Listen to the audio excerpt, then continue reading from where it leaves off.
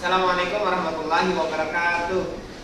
Kami dari mahasiswa Fakultas Tarbiyah dan Keguruan YN Antasari Banjarmasin.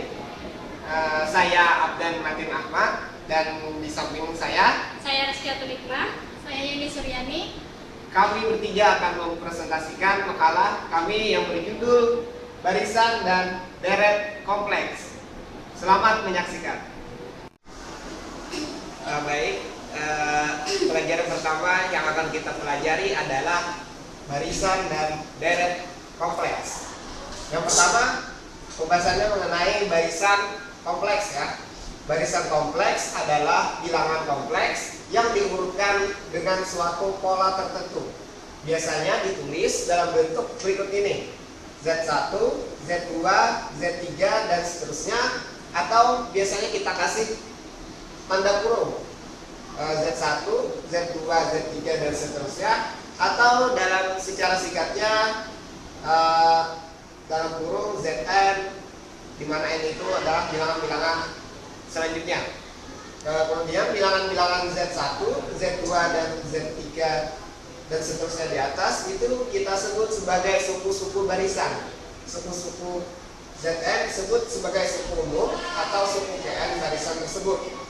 Nah, sekarang kita perhatikan teorema. Dua barisan Zn dan Wn dikatakan sama jika dan hanya jika suku-suku yang bersesuaian sama. Zn sama dengan Wn untuk semua n sama dengan 1, 2, 3 dan seterusnya. Nah, sekarang barisan kompleks itu dia punya terbagi dua. Yang pertama adalah barisan konvergen. Barisan konvergen adalah sebuah barisan Zn disebut konvergen jika terdapat suatu bilangan Z sehingga limit n mendekati tak hingga Zn sama dengan Z. Nah, kita masuki teorema. Teorema barisan Zn dengan Zn sama dengan Xn plus I dikali Yn, untuk n itu sama dengan 1, 2, 3 dan seterusnya. Maka berlaku limit n mendekati tak hingga Zn sama dengan A plus I dikali B jika dan hanya jika limit n mendekati tak hingga Xn sama dengan A dan limit n mendekati tak hingga Yn sama dengan B. Nah, perhatikan contoh.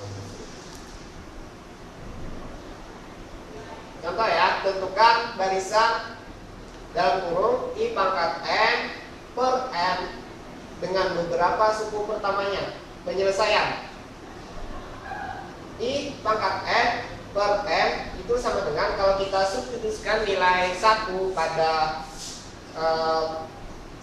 soal yang diketahui, I pangkat 1 per N sama dengan, maka 1 itu nilainya adalah I. Kemudian jika kita substitusikan nilai N itu sama dengan 2, maka hasilnya adalah setengah min setengah.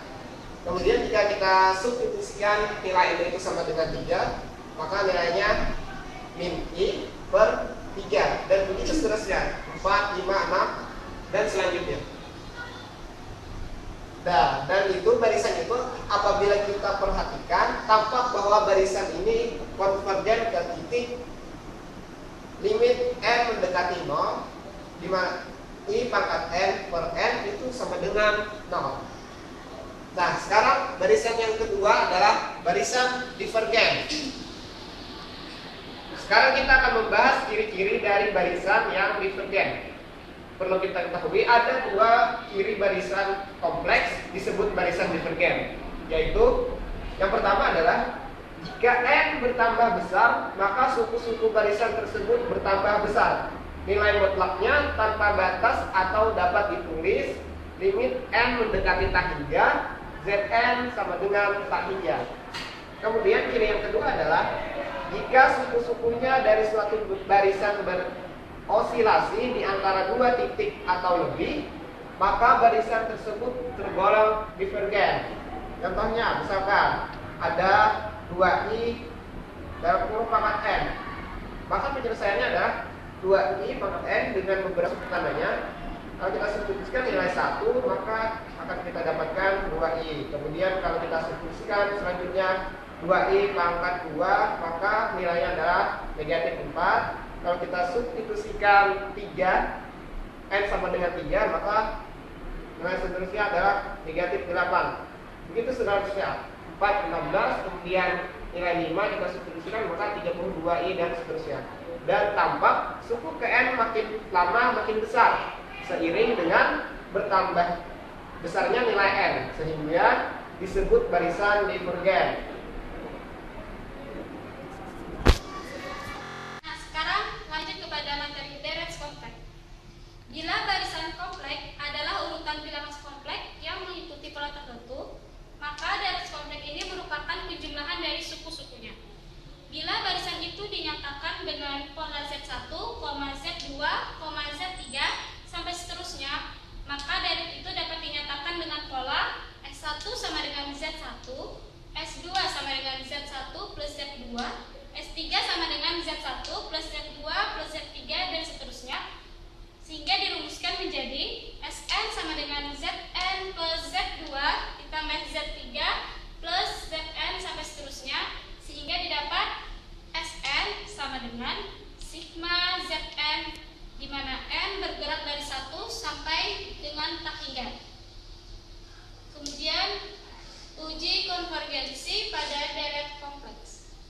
Berbeda dengan barisan yang tidak terlalu rumit untuk menentukan konvergensinya, maka untuk menguji konvergensi suatu deret itu kita harus menguasai beberapa metode.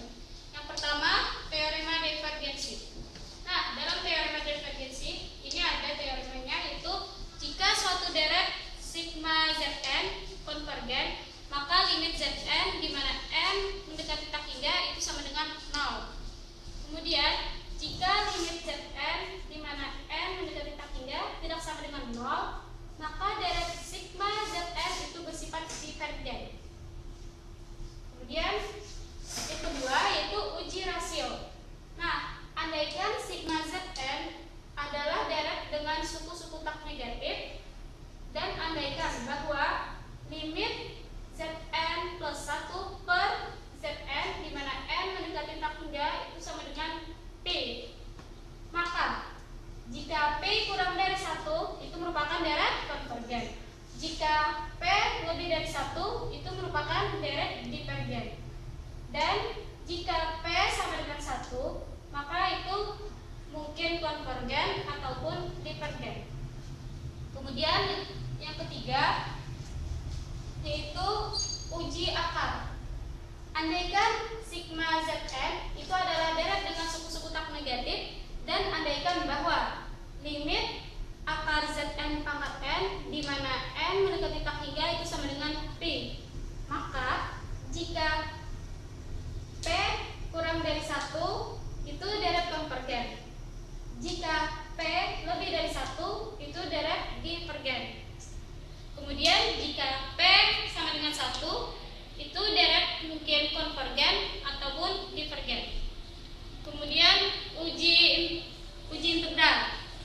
Andaikan sigma Zn itu adalah deret dengan suku-suku tak negatif, dan andaikan bahwa fungsi y sama dengan f itu didapat dari penggantian n pada suku umum deret dengan peubah kontinu x, maka deret sigma Zn itu akan konvergen jika dan hanya jika integral 1 mendekati tak hingga integral fx sampai tak hingga. Integral fx di mana 1 sampai dengan data 1 sampai tak hingga dx itu juga konvergen. Dengan catatan yaitu dari kalkulus integral fx dx di mana yang dibatasi dari a sampai dengan tak hingga sama dengan limit